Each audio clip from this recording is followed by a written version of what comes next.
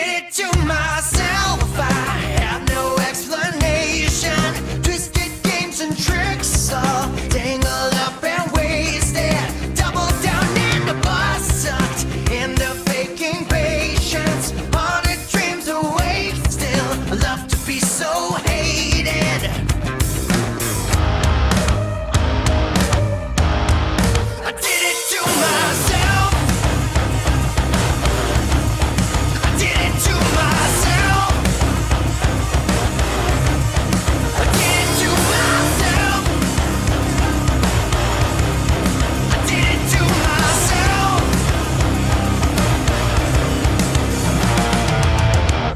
Boat it up and lose the key. I've got no motivation, got no will to breathe, growing more and more complacent. Train wreck at my feet, this monster I've created, running out of steam, but I can't fight the craving.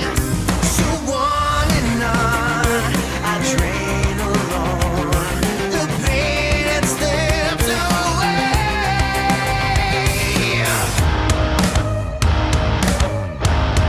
I did it to myself. I did it to myself. I did it to myself. I did it to myself. I did it to myself.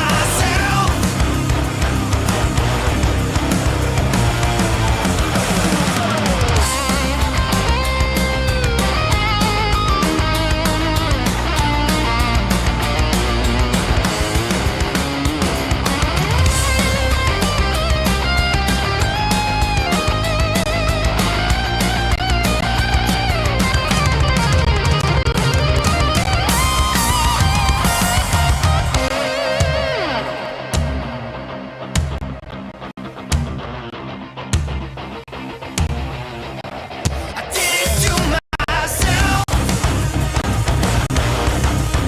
I did it to myself.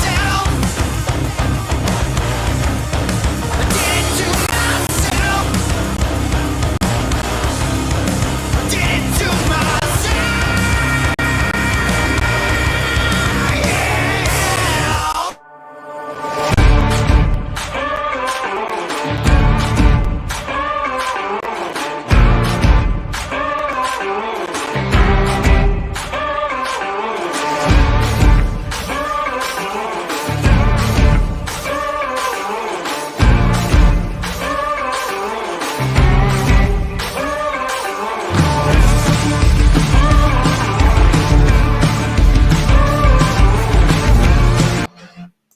There it is. Welcome in to the SquadCast. Of course, I'm producer Clark. Thanks for jumping in here tonight with us as we go live. I'm riding solo tonight. I got the Wheat Sox up here. That's not what I meant to start with. Either way, I'll get that changed as we go. But we are getting off the ground here tonight for another episode of the SquadCast. There's my page if you want to go follow me on Twitter. I wish I would have had this ready to go. Either way. Oh, you know why? This is blocking my... There we go. There we go. Now, look at this. We'll go over to the Wheat Sox. Check this out. Wheat Sox page. There we go. Look at that pretty page. But anyways, we are live for the SquadCast, and tonight is viewer takeover. So that means that I'm going to be relying on you guys throughout the night to be my co-hosts. So Max isn't here. We don't have Craig Ballard here tonight. And you know what? I thought, let's just have an good old-fashioned you and me.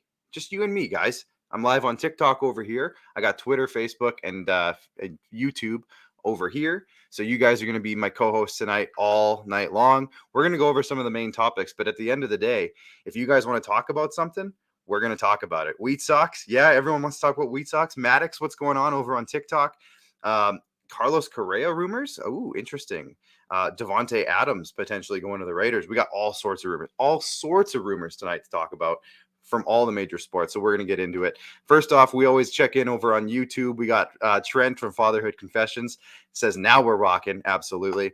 Robin Wiley says, time change on Sunday. Yeah, Robin, trust me, I'm aware. I already had a mess up today on the Rod Peterson show, which of course is my my day job. Today we had, actually, I'll just tell you guys. So what happened was Nick Sakavich was going to come on. He was the former commissioner of the National Lacrosse League, you see. And he is in Phoenix now because what happened with him Sorry, I'm just like doing stuff as I should probably just focus on the show.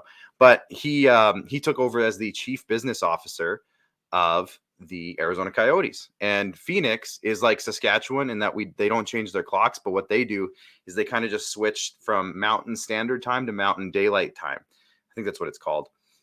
So technically Mountain Time, which is what we're in now in Saskatchewan and Alberta, it's not the same as what Mountain Time Phoenix is on. They're on the same time as Pacific Time now. So like, it's just super weird. So I booked him in for 10:35 Mountain Time.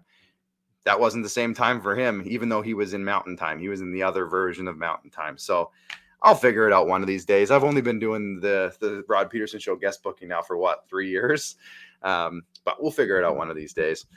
We got rumors flying right now. LeBlanc James saying over on TikTok, I don't want Deshaun Watson for 3 first-round picks. Our defensive future isn't worth it for the rebuild.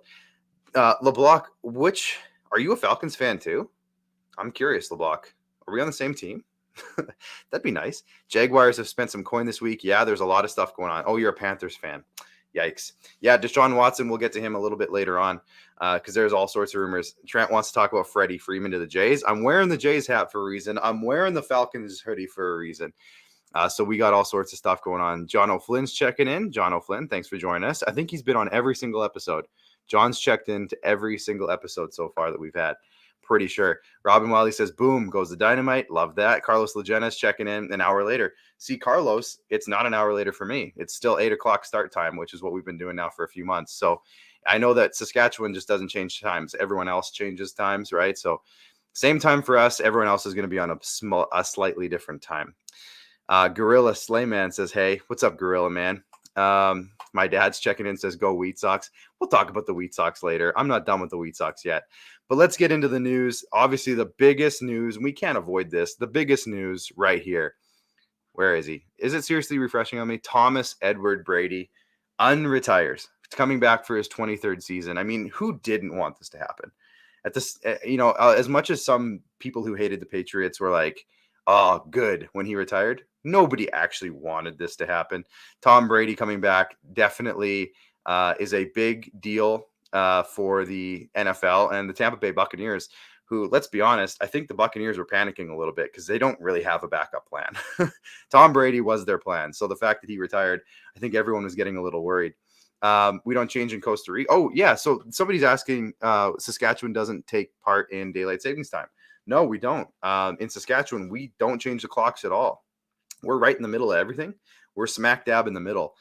So we don't change our clocks. We don't move it ahead or back or anything. We just switch time zones. So we just go from Central Time to Mountain Time and back and forth. That's kind of how we roll here. Apparently, they don't do it in Costa Rica either, says Andrea, who's down there in Costa Rica. Jealous, by the way. But yeah, no, we don't do that. So anyways, I know that everyone wants to talk baseball. I see a RIP Scott Hall. Hey, yo.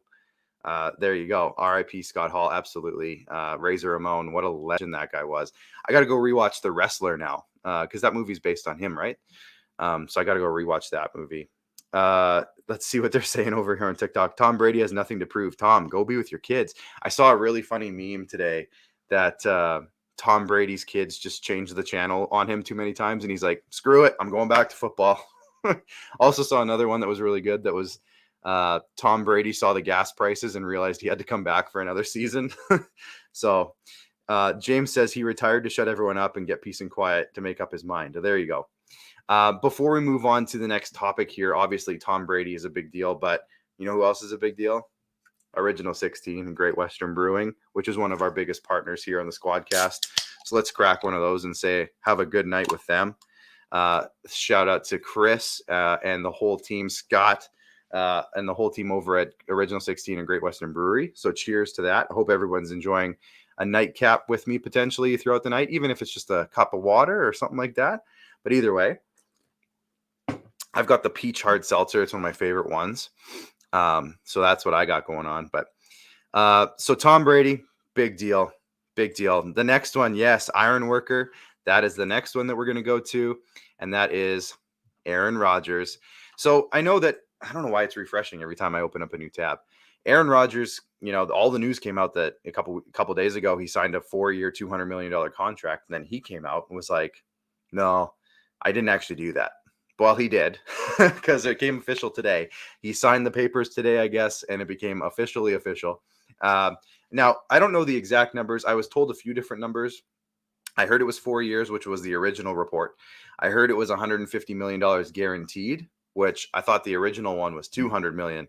But either way, a big deal for everyone involved, especially the Packers. Again, another team that didn't really have a backup plan. If he left, they were going to be kind of screwed. So the fact that he's back now in green and yellow is kind of a big deal for the Green Bay Packers. Do we also want to talk about Russell Wilson to Denver? Yes, but I think, did we not talk about that last week on the show? Maybe we didn't. Either way, I can talk about Russell Wilson to the Broncos if that's what you want to do.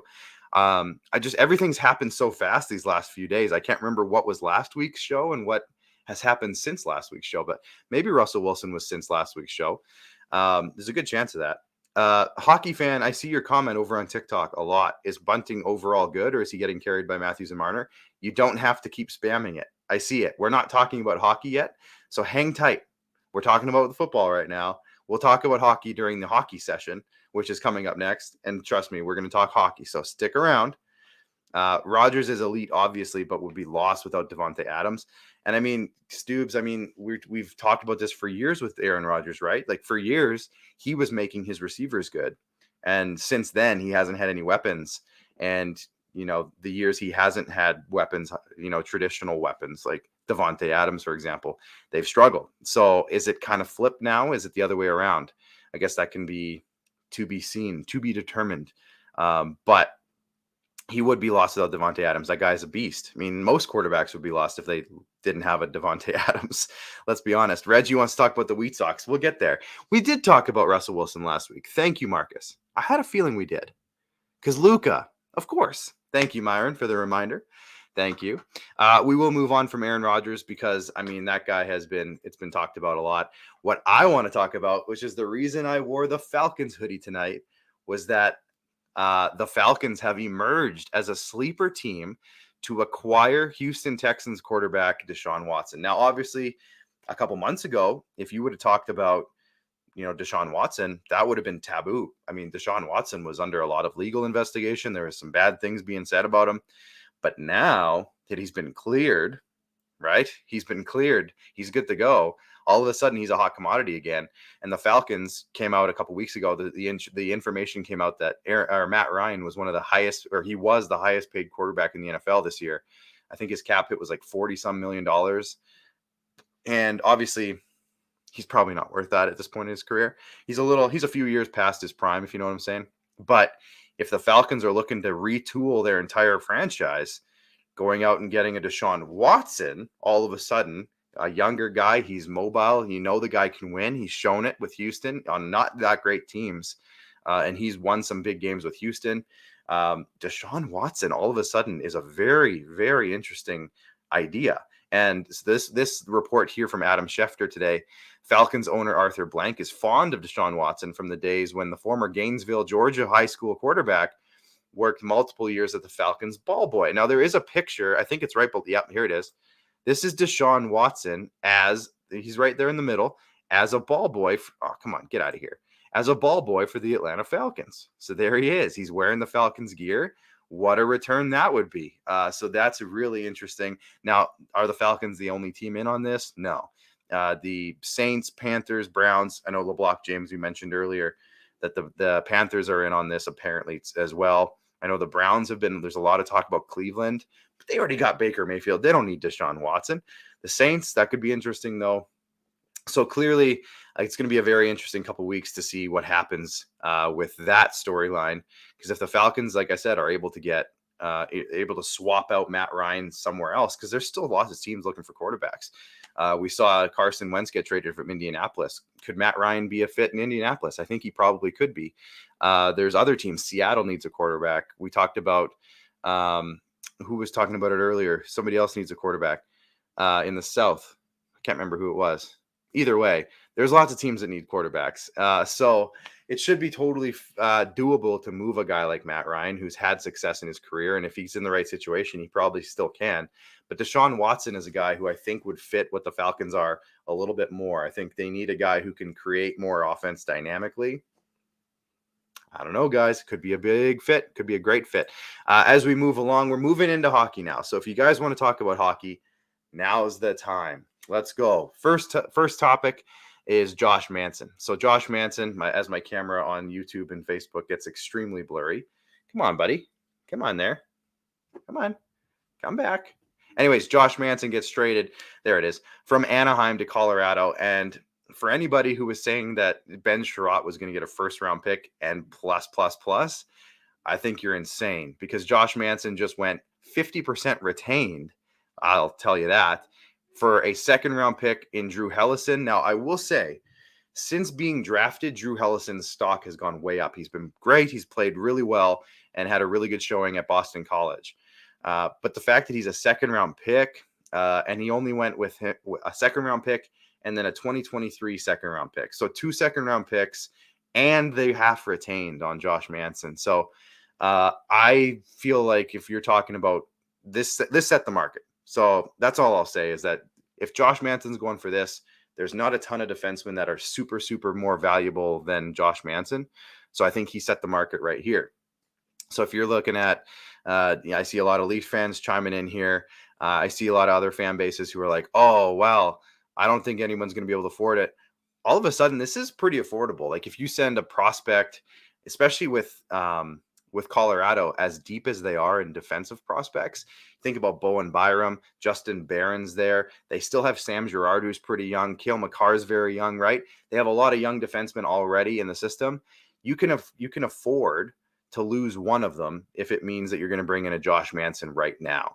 And then they send a second-round pick 2 years from now. I mean, that's a great deal for a team like Colorado. To get a guy like Josh Manson, 50% retained, I think for him would be just over $2 million. I mean, you can't get a better deal than that, honestly. If you're a team like Colorado, a guy like Josh Manson, he's a top 4, probably a top pairing defenseman on the Ducks anyways, and he goes to Colorado and he's probably going to be maybe a fill-in second pair defenseman, maybe third pair. That's a great depth move, and I think the Leafs should be looking at this heavily, among other teams. But as a Leafs fan, as you see my Tavares jersey in the back here, as a Leafs fan, I'm going to say, the Leafs need to look at this heavily and try to maybe build off something like that. Somebody was saying earlier, is Bunting any good, or is he just being carried by Matthews and Marner? I feel like Michael Bunting is the type of player that maybe isn't driving the offense, but he's very much stirring the drink on that line. And he's doing things that, Zach Hyman did a lot of them. He's a hardworking guy, but Michael Bunting is a bit more of a pest than Zach Hyman ever was. Zach Hyman's going to outwork you most of the time, and he still does in Edmonton. But Michael Bunting is the type of guy that's going to get under a lot of people's skin, and he draws a lot of penalties, which Hyman did as well. Again, I'm not saying Zach Hyman's bad, but Michael Bunting has a little bit of a different dynamic to him than what Zach Hyman had. But I mean, he's putting up better numbers than Zach Hyman. So all of a sudden, what are we talking about here? Are we talking about, is he better than Zach Hyman? I don't know. Should it matter? He's putting up numbers. He's playing great. Why do we have to always compare everybody all the time? Let's go with that. But either way, we are back to this trade here. Josh Manson, of course, again, gets traded to the Colorado Avalanche. And the Avalanche, I don't think they're done. I still heard rumors that they still might be in on Claude Giroux. I still heard rumors that they might add a goaltender. I don't think they're done yet. And they shouldn't be. They're a team that, by all means, should be a Stanley Cup champion this season. So they should go out and continue to add. Absolutely. If they have more to give, and I know that they do, they should definitely try to add more. Why wouldn't you? As we continue to move along, another trade was made today. Tyson Jost from the Avalanche got traded out. Now, Tyson Jost is a name that a lot of people remember because he was a 10th overall pick a few years ago. For us here in Regina, as Regina Pats fans, his name is kind of famous as well because he was traded to Regina. Hold on, let me adjust my camera here. Nope, that's the wrong. There we go. That's what I meant to do. There we go. He was traded to Regina from the Everett Silvertips in the Was it the Nick Henry trade or was it the Dawson Leadall trade? Either way, they had the Regina Pats had Tyson Jost's rights because he was in college. He never ended up coming to the Regina Pats. So there's definitely some Regina Pats fans that are a bit bitter still about Tyson Jost. Maybe I'm leading that party. But either way, Tyson Jost, he goes to Minnesota where he's going to have a much better opportunity to be a top 6 forward because he is that type of forward. He's a top 6 type of player. And he hasn't really gotten that chance in Minnesota or in Colorado. So he'll get that in Minnesota. In exchange, the Wild send the Avalanche Nico Sturm. Not much to talk about with Nico Sturm outside of the fact that he's a big-bodied dude. He's 6'3", 210 pounds. So he's probably a better fit in Colorado's bottom 6, if you think about it that way.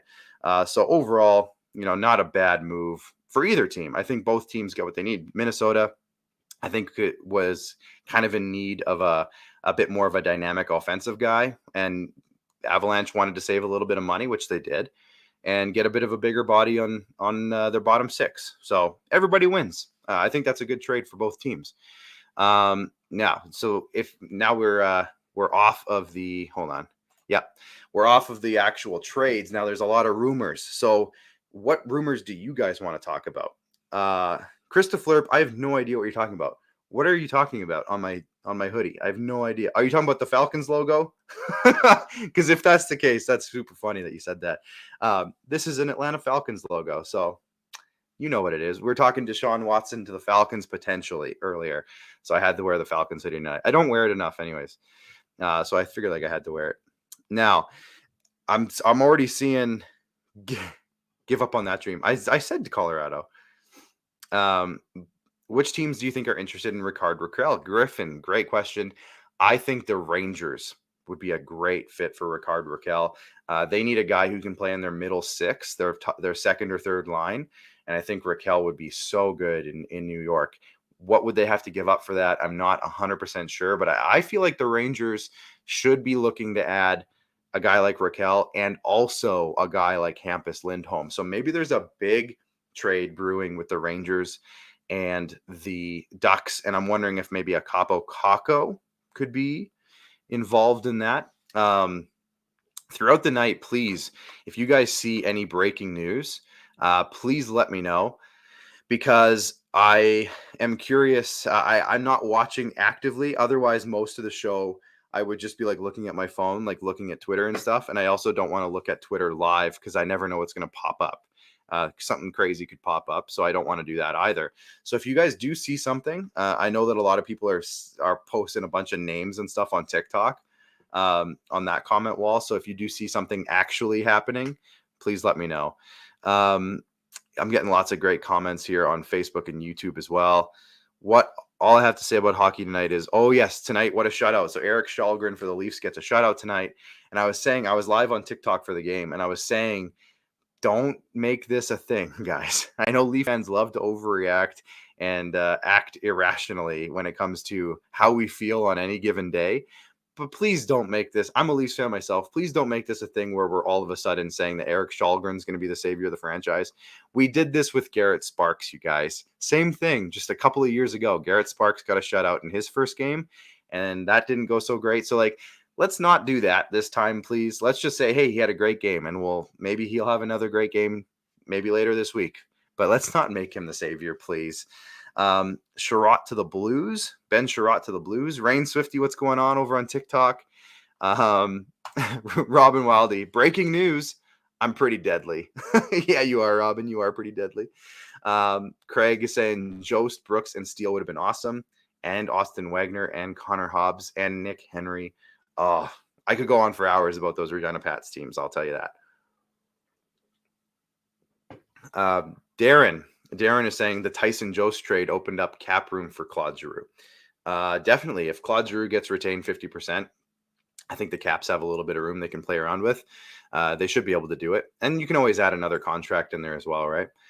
So Robin said the Leafs beat my Stars today. Maybe Matthews just needs to be suspended more often. It was funny because after the game was over, I went live with Christopher Weigel over on TikTok, and he was like, well, we might as well just trade Matthews now. We don't need him. So that's pretty funny. It's definitely something that I know some people are legitimately saying, which also scares me a little bit. I saw something today about Nylander wanting to leave. I would doubt that a little bit. However, I did see several people tweeting out Nylander trade rumors. So, did he actually say something? Was there actually something said? And if that's the case, please let me know if something was actually said. Jacob, why'd you block me on TikTok? I definitely did not block you on TikTok, Jacob. I did not. Maybe one of my moderators did if you were saying something mean or rude or something, but I didn't.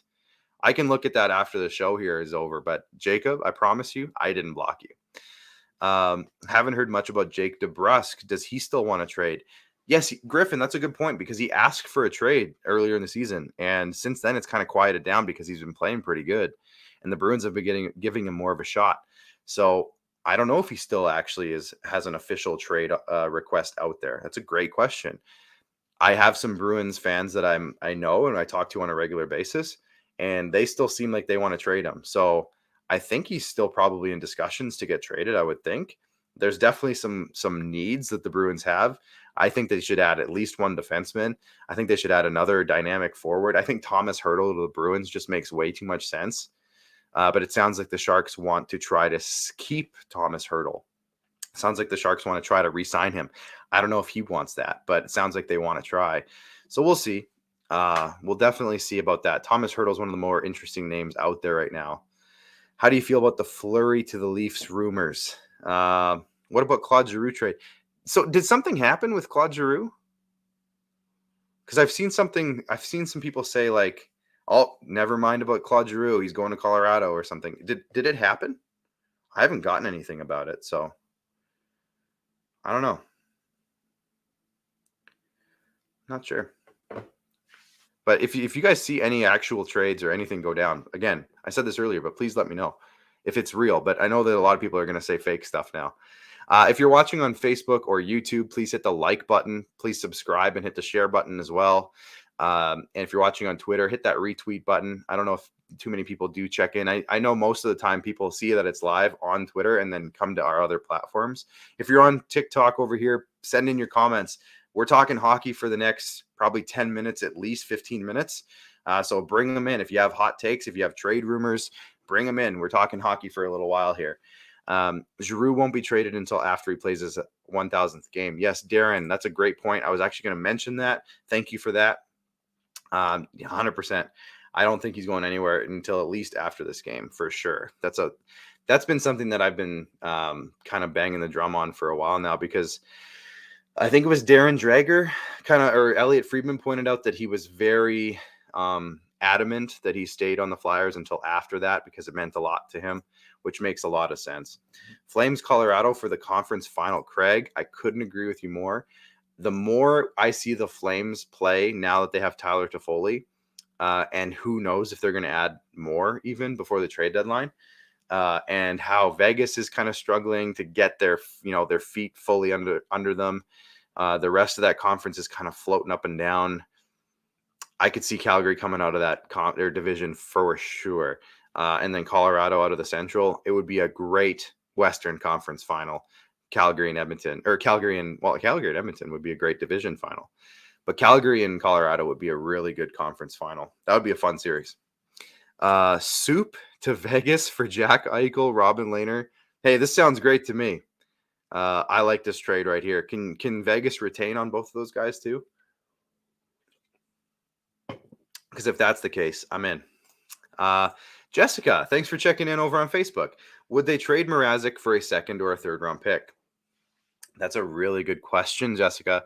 And it begs the question for Toronto and teams across the league, what is the goalie market? And I kind of was saying this during our Leafs live stream earlier. But what is the goalie market? I mean, I was saying earlier, I just don't feel like there's a ton of goalies out there that are legitimate upgrades, even like for Toronto to go out and get somebody instead of Mrazek. I feel like there isn't a ton of legitimate upgrades available right now. And if there are, they're going to be way too expensive and not worth it. So like Dano is over here saying on TikTok, Varlamov and Chara to the Leafs for Mrazek. Okay, on the surface, kind of makes sense a little bit, but once you get past the surface, it doesn't make sense at all. First of all, Peter Mrazek has a no trade clause, so he can actually put out a list of teams he doesn't want to go to. So that lowers his value a little bit. You can still trade him. It's still possible, but it makes it harder because he has basically final say on 10 teams across the league or whatever his list is. So it makes it harder. Secondly, Varlamov costs more money than Mrazek, so you'd have to make that work. Third off, why would the Islanders trade Varlamov and Chara for Mrazek? They already have a starting goaltender in Ilya Sorokin. Mrazek would be their backup, and he's under contract for 2 more years. It just doesn't make much sense for the Islanders in that trade. But the idea of Varlamov coming to the Leafs, I can see where people would think on the surface again that might be an upgrade because of Varlamov's past, and he's played pretty good on a couple of teams in recent years. He just lost his job on the island, guys.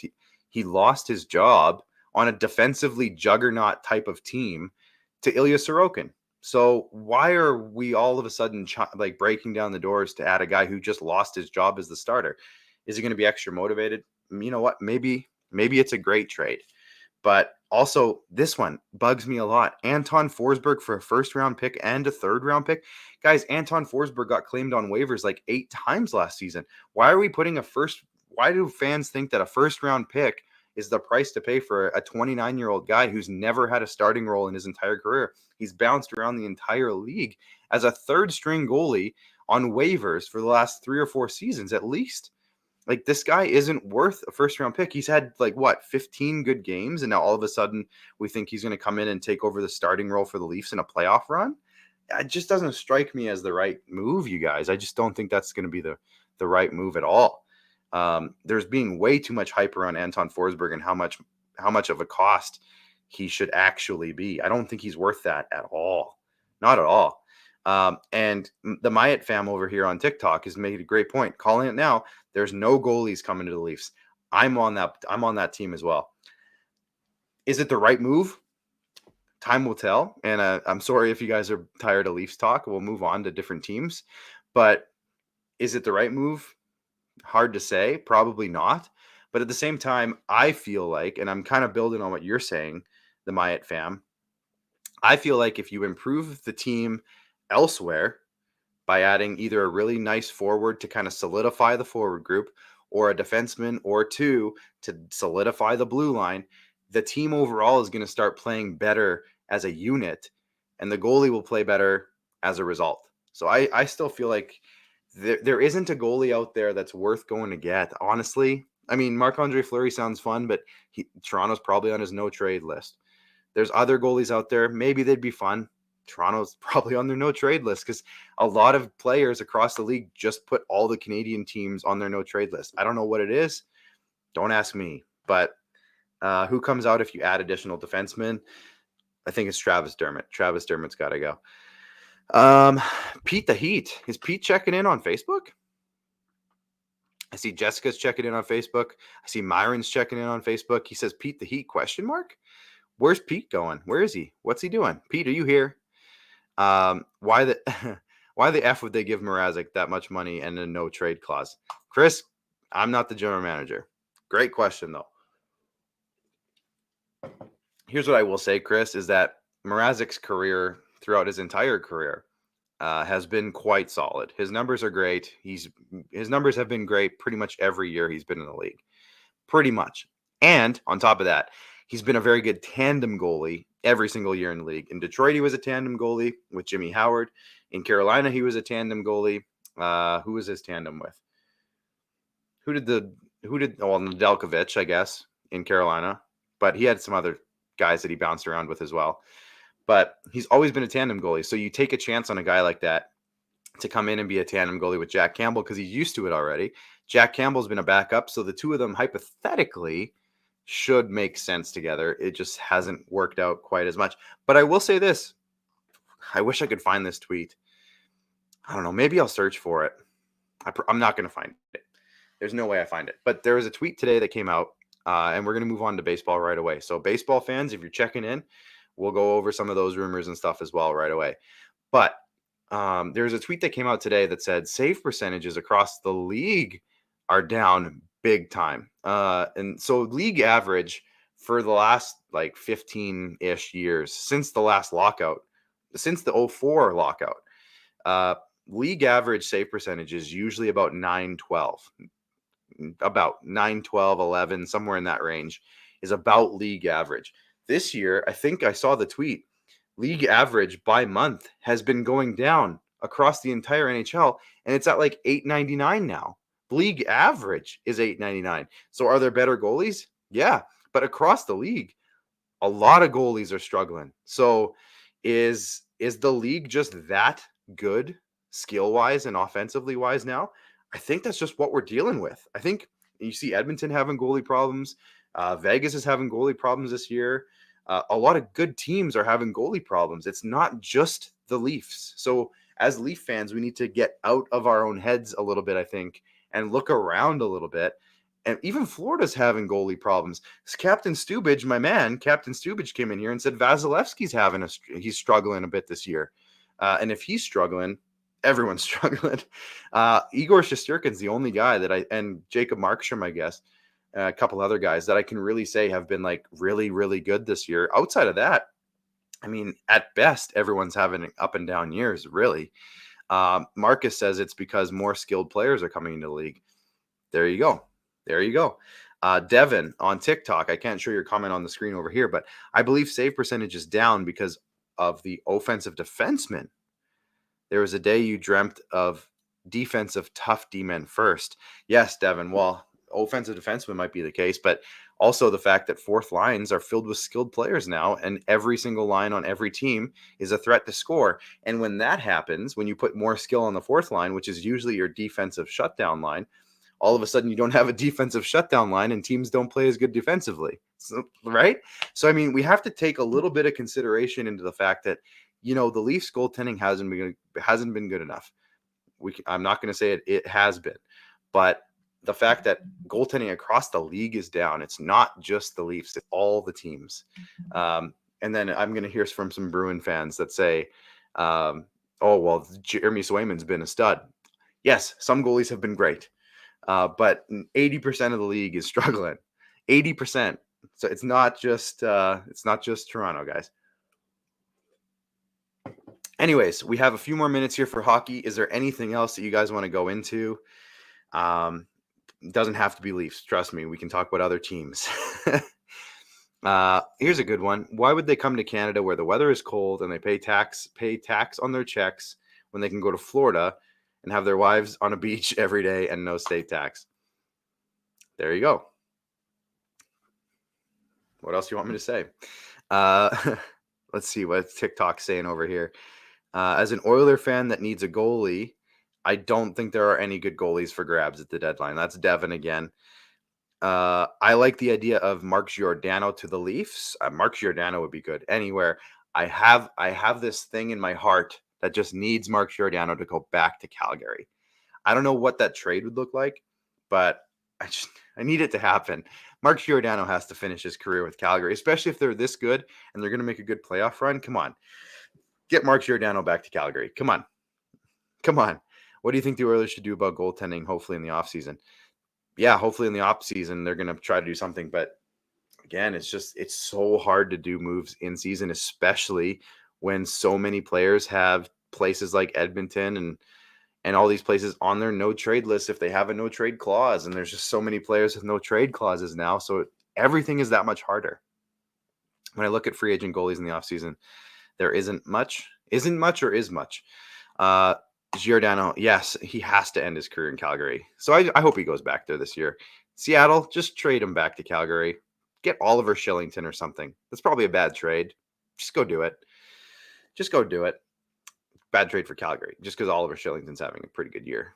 But I think I was looking at their roster the other day. They have Hanifin. Okay, who's their lineup? They have Hanifin, Anderson, Rasmus Anderson, Tanev, Zadorov, Goodbranson, Shillington. That's their top six, I think. And then they had, I think Valimaki is playing some games. So they have a really good unit of six. So who comes out if you're going to go get Mark Giordano? To me, it just feels like it has to be Oliver Shillington. But maybe I'm wrong. Calgary Flames fans, Chime in. Am I wrong? Who else would leave? Zadorov? I think Suter Daryl Sutter really likes the Zadorov Goodbranson pairing, right? I mean, I've seen a few Flames games, and it seems like they play together a lot, and I think he likes it. And Sutter, whatever Sutter says goes. Let's move on to baseball here now as we get some of these big news items. The first one here, what am I going to start with? It always refreshes. Vladimir. So the big rumors, I'm wearing the hat. I got the Jays uniform behind me. You can't see on TikTok because I have my green screen on. Yes, Jesse, thank you so much for chiming in over there. Freddie Freeman to the Jays is the big rumor. I know Freddie Freeman's rumored to go a few places, but the Jays is the fun one. Don't tell me otherwise. The Jays is the fun one. And this sparked it even more. Vladimir Guerrero Jr. was practicing today, and there's video footage of him using a infielder's glove, not a first baseman's glove. So everyone's like, oh, he's practicing to play third base again. So that must mean that they're going to get Freddie Freeman. So I just love that. And everyone's bringing up the Vladimir Guerrero Jr. Instagram bio where it says he's a third baseman. I mean, that's just a ton of fun. So I was getting on TikTok earlier while I was live. A lot of comments were like, well, where would Vladimir Guerrero play if they signed Freddie Freeman? Where would he play defensively? Who cares? Get the bat in the lineup and put Vladdy wherever. Put him at third base. Put him in left field. I don't care. Get Freddie Freeman's bat in the lineup and figure out the rest later. It literally doesn't matter. Guriel posted this on the Freeman post. Yeah, exactly. I saw that as well. So listen, Freddie Freeman, if you have a chance to sign him as any team, you do it. But as the Jays, who are already full of studs, to add a guy like that to the batting order, again, who cares about the defense? That's why you have coaches. Go coach Vladimir Guerrero Jr. to play third base again and push him in there and just let him do it. Honestly, how bad defensively does he have to be in order to negate the huge boost you would get as putting Freddie Freeman in your lineup? That's the question I have. Is you put Freddie Freeman in your lineup, you're probably adding, the WAR stat. You're probably adding, I'm terrible at this, but let's say you add like 10 wins. It's probably wrong, but I don't know. I'm bad at this. Let's say you add 10 wins, and let's say that Vladimir's defense is so bad, you lose, 3 wins or something. You're still up 7 wins. So just go do it, man. Go get Freddie Freeman in this lineup. It's obviously been the talk of the town. Everyone wants him to sign somewhere. And it sounds like he was close a couple days ago, but nothing's happened yet.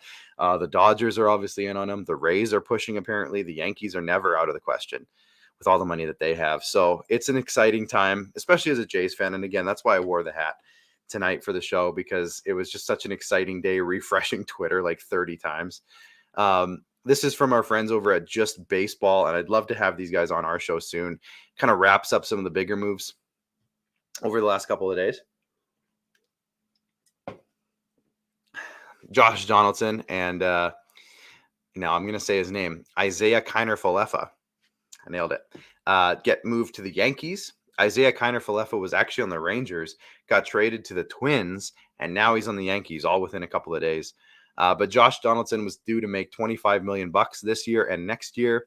The Yankees take on his contract and ship Gary Sanchez and Gio Urshela to the Minnesota Twins. And a lot of Yankees fans initially, at least the reaction I saw, weren't super pumped about it. To which I say, why not? I mean, Josh Donaldson is still quite productive. Isaiah Kiner-Falefa is a young middle infielder who can take over either at shortstop or even help out at third or help out at second. He's kind of played all over the place. And Gary Sanchez, to me, I kind of feel like Gary Sanchez is majorly overrated. Am I way off on this? He's not the best hitter for average. He hits home runs. I guess that's kind of fun. But he's not a good defensive catcher. And they just went out and got another catcher who can probably take over and be better, at least defensively.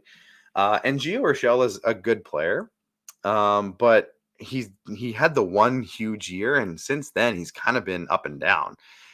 So I think them going to Minnesota is good, because I think Minnesota's trying to get a little bit more punch in their offense. And when you add both of those guys, I think that helps that out a little bit.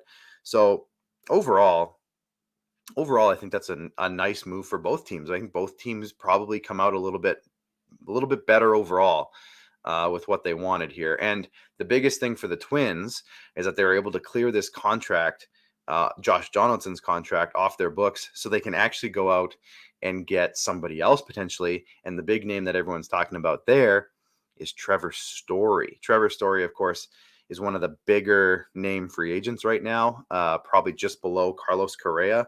And he's a big shortstop. So all of a sudden, if the Twins are putting him on their roster, maybe they go out and sign a veteran starting pitcher or two, maybe. All of a sudden, the Twins are really interesting in the AL Central. And the AL Central is not super strong. So it's looking pretty good for the Twins all of a sudden in the AL Central. They're going to start pushing the Chicago White Sox if that's going to be the case. And the White Sox right now are far and above the favorites in the Central. Jesse Winker gets traded to the Seattle Mariners along with now I know you say this one weird. It's not Eugenio, it's Eugenio or something. Eugenio Suarez. I'll just call him that for now. Suarez was an all-star.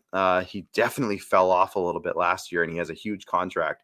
So the Cincinnati Reds, who are annual salary dumpers, do it again. They trade Jesse Winker, who I think was an all-star this year for the Reds, if I'm not mistaken. Story stated that he will only play shortstop. Interesting. Thank you for telling me that. I didn't hear that story. Trevor Story. See what I did there? Anyways, Jesse Winker goes to the Mariners along with Eugenio Suarez. Again, I'm just going to go with it. And in return, the Reds got 3 or 4 prospects. I don't think any of them had real major league experience yet. Some of them might be close. Either way, I know Reds fans are not happy. The Reds weren't too bad last year. I know they had a big year from Joey Votto, and they had some good pitching last year, and all of a sudden they're dumping a lot of guys. So Reds fans, I know a couple who have messaged me even. Zach, shout out to Zach Martin. He's not super pumped about the recent events. And the Reds, I don't think, are done. I think they're going to continue to dump off guys. And a guy like Joey Votto, that's just such a disservice. I feel like it's almost disrespectful to Joey Votto, who's in his last couple of years in the league, and now they're getting rid of anyone of service value for Major League Baseball. It's tough. I honestly hope that they trade Joey Votto somewhere good, whether it's the Jays if they strike out on Freeman, or even the Kyle Schwarber rumors. If that doesn't work out, go get Joey Votto out of Cincinnati, please. Somebody go out and get Joey Votto. Oh, here's a good one. Oh, here it is. It's Eugenio. Sure, I'll go with it. I like it. Myron says it's a question of whether Donaldson can stay healthy or not. He always tears it up on teams in the AL East. That is the thing, is his health, yes, but Urshela has had some injury issues too. So it's not like they're losing. The Yankees aren't losing a bunch of like Iron Man here. You know what I mean? Robin says, I would be okay if we lose Freddie if they're able to sign Kyle Schwarber and then make a push for Correa and see if he will move to third base, but get Freddie, plain and simple. Exactly. Just go get Freddie. Marcus says, plan the parade if Freeman sides with the Jays. Exactly. There you go. Where was I? I guess Matt Olson. Oh, yes, Matt Olson. I have a graphic for that one, so I'll come back to that. The Phillies and the Diamondbacks sign relievers. So the Phillies, they go out and get Yuris Familia, member of the Wheat Sox, by the way, former closer for the Mets, out of a job now that Edwin Diaz is with the Mets. He's a stud closer. So Yuris Familia lost his job. He ends up signing in Philadelphia, who had terrible bullpen issues last year. Philadelphia also gets their boy Sir Anthony Dominguez back, another Wheat Sox member. But they also go out and get Brad Hand. Now, Blue Jays fans, you'll remember Brad Hand for not so good reasons. The Blue Jays traded catcher Riley Adams for Brad Hand, and then Riley Adams went to Washington and had a pretty good year after he got traded. Not great, not all-star level, but like pretty solid. And Brad Hand, on the other hand, was not that good. So anyways, Brad Hand signs with the Phillies. He's probably just going to be a middle reliever there now. And he, not a bad spot for him. I think Philadelphia probably needs to make a couple more moves because they have spent a lot of money. So it would be a shame to waste them. You might as well go do as much as you can, bring in a bunch of vets, see what they can do. But they have a pretty good, formidable 3 guys now with Brad Hand, who's had success in the MLB. Is he going to get it back? Hard to say. Sir Anthony Dominguez has had success. He was kind of the big hyped up reliever prospect there, and then he got hurt. He's been in and out for a couple of years now, but he's coming back apparently. And Urias Familia, who has been a good closer in the past. So can he get that back as well? We'll see. But the Phillies making some moves. The D-backs signed Ian Kennedy. I saw that. I'm not sure who else they signed. So good question there. We already talked about the Freeman rumors, Correa rumors. Now, somebody said earlier, I'm going to scroll back up over here on TikTok. Somebody said earlier, what was it? Oh, man, it was a while ago. Correa. Oh, yeah, this guy spammed my comments there for a bit. Correa. Nope, I lost it.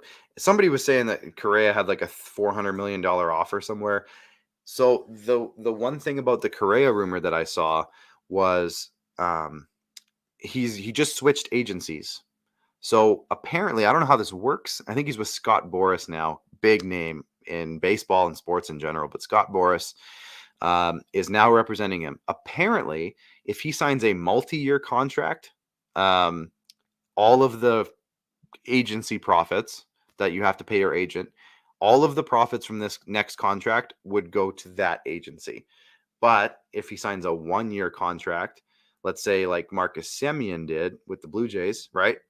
$18 million 1 year, went out and was an absolute stud, monster season for Marcus Semien. But if he does that, the agency would get that, but then afterwards, Scott Boras can start getting his money. So there's this big rumor that Scott Boras was, of course, going to try for that because he wants to maximize his dollar as well as the agent of the guy. So he would sign a 1-year deal, let's say in Houston. So Correa could stay in Houston for 1 year, and then he'll be back on the market as a free agent, and Scott Boras could get all of the profits. So I could totally see that happening because that just seems like a Scott Boras thing to do. He is a ruthless agent. That is what he does. But Matt Olson, we didn't talk about this yet. So obviously with the Freddie Freeman rumors, obviously Alex Anthopoulos came out earlier crying in the media saying how tough it was that Freddie Freeman wasn't going to be coming back. So clearly they've moved on. And with that in mind, just hours later, they went out and traded for Matt Olson from the Oakland Athletics. Matt Olson was one of the most coveted first basemen on the trade market, let alone in the entire league last year. I think he was a Gold Glove defensively, and he was putting up huge offensive numbers. Brady, thank you for the roses. I appreciate it, buddy. Cheers, buddy. So Matt Olson goes to the Braves for Shea Langoliers, Wheat Sox boy. See, from now on, I can't not. It's like part of my brain now. Who's on my roster? So catcher Shea Langoliers, along with Kristen Pache, who is an outfield prospect for the Braves, and a couple other pieces. They went over to the Athletics. So pretty good trade for the Athletics. They got some good players, but Matt Olson is a big guy in terms of his production. He's not a big guy necessarily physically, but in terms of production, he's a big name. And then they were able to extend him to an 8-year contract for $21 million a year. So what is that? $168 million. So they got really honest. It sounds like a lot of money, and it is, but 8 years, 168. So I think it's $21 million a year. I did the math earlier today. So really good, honestly, contract for Matt Olson, who's maybe a top 3 first baseman in the entire league. He's $21 million with some of the money some guys are signing for, where it's closer to 30. 21 is actually a really nice number. Again, it is a lot of money. I'm not saying it's not, but it's a nice number for the amount of production you're going to get out of Matt Olson. So really good deal there by the Braves. So here's the update on Kyle Schwarber, which is from a couple hours ago. Blue Jays currently view their chances on Kyle Schwarber as better than their chances on Freddie Freeman. So the competition for Schwarber remains intense with the Phillies and others in the mix. So Kyle Schwarber, he's a former catcher, fun fact, but he's morphed into now more of a first baseman. I think he's played quite a bit of left field. And now that there's a DH in both leagues, remember, there's a DH in both leagues now. So the National League always had the pitchers hitting. That's gone.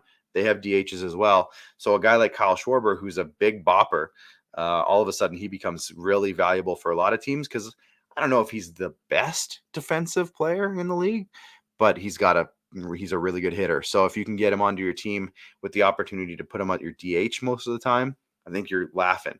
So the Phillies absolutely are going to be in on this. But I heard a rumor, I don't have it up, but I heard a rumor that the Jays have either offered or it's like on the table a 3-year, $60 million contract. So if you talk about what Matt Olson got, $21 million, Kyle Schwarber is getting $20 million over 3 years. Now, he's not quite the same position. Like I said, he can move around a little bit more, but $20 million, that's what I'm telling you. Like 21 for Matt Olson is really good if Kyle Schwarber is getting 20. So I'll say that. That's interesting. Now, did I have another thing up, or was I just going to scroll down the MLB rumors trend? Just search MLB rumors and scroll for a little while and see what else pops up. This one came out. Eddie Rosario apparently is on the radar for the Red Sox, Blue Jays, and Braves. Eddie Rosario had a really good playoffs last year for the Braves. So that's could be a thing. Let's just keep scrolling and see what else is going on here. The Pirates are signing some vets. They're just trying to fill out a roster in Pittsburgh. This is an interesting one because another Wheat Sox member is involved in this one. Sean Manaea, who we just traded for in the Ultimate Fantasy League Baseball. He, along with Frankie Montas, is on the trade rumor mill because, again, the Athletics just traded away Matt Olson. So why wouldn't they trade away all their other good players? They might as well because they're clearly rebuilding again in Oakland. And these two guys are all-stars. Manaea and Montas could get a big return for these for the Oakland Athletics. So you would have to think they're at least checking in or listening. So that's another one to keep an eye on over the next couple of weeks is Manaea and Montas out of Oakland. And there's a couple other guys too that could easily get moved from Oakland and Cincinnati, as I mentioned earlier today as well. For the Astros, Lance McCullers apparently going to miss the start of the season. So there is a few guys around the league that I've seen reports of that they didn't quite have the offseason that they wanted to. Of course, with the lockout, I think messed a few things up. And teams didn't have access to their players as early as they normally do. He's coming off. Oh, I see what you're saying. Forrest Whitley. Coming off. Okay, that sounds like a great name to keep an eye on. But I heard Alex Reyes for the Cardinals. I heard a few guys, they had injuries that didn't quite get rehabbed properly, and they aren't ready to go. So not ideal. Apparently the Cubs are back in on Anthony Rizzo. I saw another thing that since the Freddie Freeman price has kind of pushed up a little bit, the Yankees were out, and they were going to push hard to get Rizzo back. So Anthony Rizzo could be a name to watch out for, especially over the next couple of days as teams try to get some of their guys signed. The Brewers have signed Andrew McCutchen, perennial all-star for a long time. Andrew McCutchen, I know he's a bit older now and he hasn't quite had the level of production, but the Brewers getting him is a great spot for him. I wasn't going to talk about this, but it popped up. The Mets and the Yankees, because New York State has just come out with some type of vaccine mandate for athletes, apparently. I don't know yes, Myatt fam, I'm literally just talking about it. But Aaron Judge got interviewed today, and somebody asked him, are you vaccinated? I think straight up, are you vaccinated? And he dodged the question pretty hard. So it just drove home that I don't know if Aaron Judge is going to be able to play games at Yankee Stadium. So half the games this year, all of a sudden they can't play. And there was another rumor that Major League Baseball wasn't going to allow players who aren't vaccinated to play in Canada. So let's say the Yankees go to Toronto to play a game. All of a sudden, Aaron Judge is out of the lineup. Who knows who else is also out of the lineup? all of a sudden the Jays are looking like they have a pretty good record if teams are missing half their players. Jeff McNeil, former Wheat Sox, we just traded him, but he apparently is in line to take over as a starting second baseman for sure now, over Robinson Cano in the Mets. And we were talking about it when we traded him. It didn't look like he was going to be the full-time starter. Looks like he might be after all. Was just going to have a quick look at the Wheat Sox. Here's our roster here. I showed you guys the full roster, but I didn't. You haven't seen the positions yet and how our salaries kind of break down. So as you can see, we're pretty strong up at the top there with Salvador Perez as our catcher. He was the top catcher last year. His projections are pretty low this year. He scored. Actually, just let me check here. He scored. How many points did he score? Is it going to show me, or is it going to act really weird now? Oh yeah. So last year he scored 161 points. No, that's games played. Where's his points? It's not going to show me. Pending? Why would it be pending? Okay, well, Fantrax is acting weird, and now I can't go back. Well, so much for the Wheat Sox report. It's over. No, I'll get it back up here. I don't know what's going on with that. The website's acting weird. But Paul Goldschmidt is our first base. Again, pretty expensive with the $26 million price tag, but we feel pretty good about him. We got him in the 4th round. Jorge Polanco, we just traded for Jorge Polanco. Jeff McNeil was involved in the trade. It was a pretty extensive trade that took place over about a week of negotiations with the defenders in the UFLB. Great negotiations, by the way. Shout out to Michael from the Defenders. He's their general manager. We went back and forth on like 12 different offers. Finally landed on one. So it was Jorge Polanco, Tristan Casas, who's the Boston Red Sox. I think it's their top prospect, first base prospect. So we got him, and also some cash considerations in exchange for our top catching prospect, Francisco Alvarez, who we paid quite a hefty price for in the prospect auction. But we were very happy with him. Originally, he wasn't involved in the trade. Originally, it was Shea Langoliers. We made some changes, and all of a sudden, it was Tristan Casas coming to us and Francisco Alvarez going out. But we also traded Jeff McNeil, and then 2 depth pitchers that we picked later on in our draft, Merrill Kelly from the Diamondbacks and Kirby Yates from the Braves. So they were guys we were pretty happy to have, but they were, at the end of the day, older veteran depth pitchers. And in order to get a guy like Jorge Polanco, who we think could be very impactful for several seasons, it was worth it. And especially to get Tristan Casas as well, who kind of fills a need for us position-wise. It worked out really well. Josh Harrison, who's currently listed as our third baseman. When we picked him, he was a free agent, signed a deal with Chicago, so we're pretty happy about that. Miguel Rojas is our shortstop from the Miami Marlins. Raimel Tapia from the Colorado Rockies. Great price tag here, and he performed really well last year. He actually scored 200 points last year. Oh, I shouldn't have clicked that. Hold on. Now I got to go back. Anyways, he scored 200 points last year. Again, it's pending. I don't know why this is happening. This wasn't like this earlier today, but he scored 200 points. 200 points is a really nice number in our league. So if you can get a few guys that are scoring 200 points, you're looking pretty good. George Springer, again, costly, but his price tag goes down next year. So it's just 1 year of high price. He's going to be one of our biggest players here. 240 points projected, but it's could go way higher than that. Ben Gamble plays all 3 outfield positions, so that was the main reason we picked him. Might be hitting 4-hole for the Pittsburgh Pirates. Who knows? Could have a nice year. Tommy LaStella, a vet guy from the Giants. And then we got our bench here. A bunch of younger guys that all of them we're pretty excited about, and for various reasons. Here's our prospects here that we still have. We've traded lots away. Corbin Burns is our star. We got him in the 1st round. We've traded for Marcus Stroman and Sean Manaea, as I mentioned earlier. So we're happy to add those 2 guys to our starting lineup. Lance Lynn and Brad Keller. Brad Keller was a bit of a later on pick, younger guy from the Royals. We're just hoping for a decent year. Lance Lynn has been super reliable throughout the last 5 to 7 years of his career. So we felt the need to pick him. Familia was a late pick. He was our very last pick in the draft, and now he's signed in Philly, so we're hoping for a nice year from him.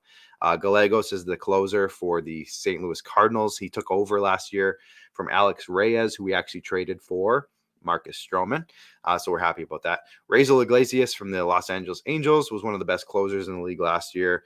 Will Smith is a solid relief pitcher / closer for the Braves. We hope he holds on to that spot. And we got some younger guys again down here, kind of depth roles, but happy to have them on the squad. So looking pretty good overall for the Wheat Sox, and excited to get the season going. Have you heard about Pete Alonso? Yes, he rolled his car in a car accident, almost died, but he's fine, so he'll be all right. But at the end of the day, that does it pretty much for the SquadCast. I know it was a solo show. We covered all the big topics. We had some good chats, so super glad you guys were able to hang out tonight. Thank you for coming in, and thank you, Myatt fam. I think it's interesting as well.